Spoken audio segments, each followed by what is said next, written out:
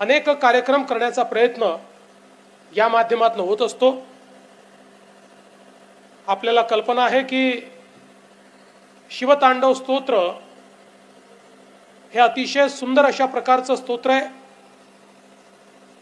ते तसं रावण रचित स्तोत्र आहे।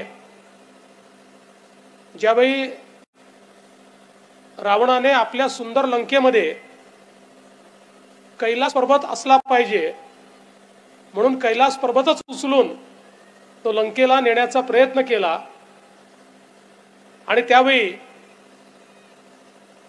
शिवजींनी केवळ आपल्या पायाच्या अंगठ्याने तो दाबला आणि त्यानंतर रावणाचा जो काही अहंकार होता त्याचा भंग झाला आणि आपण अडचणीत आहोत हे समजल्यानंतर रावणाने शिवस्तुती चालू केली। ती शिवस्तुती म्हणजे हे शिवतांडव स्तोत्र आहे, ज्यामध्ये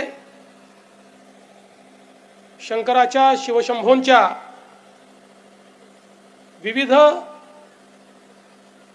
रूपाचं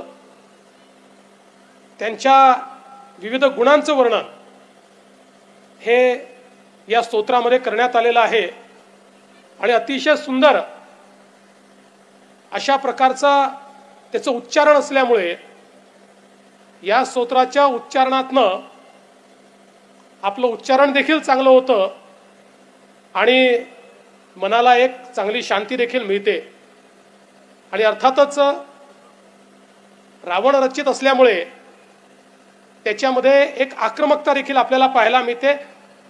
महादेवाची स्तुती जटाटवी गलत जल प्रवाह पावितस्थले गलेव लंब्य लंबितां भुजंग तुंग मालिकां डमट डमट डमट डमन निनादवट डमरवयम चकार चंड तांडवम तनोतुन शिवा शिवम अशा प्रकारची एक जी स्तुती या ठिकाणी केलेली आहे।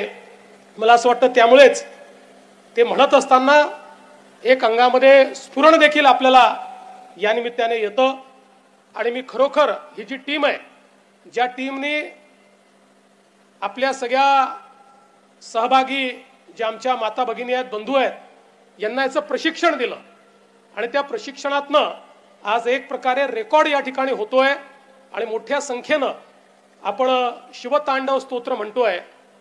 मी त्याबद्दल आपले खूप खूप आभार मानतो, आपलं अभिनंदन करतो।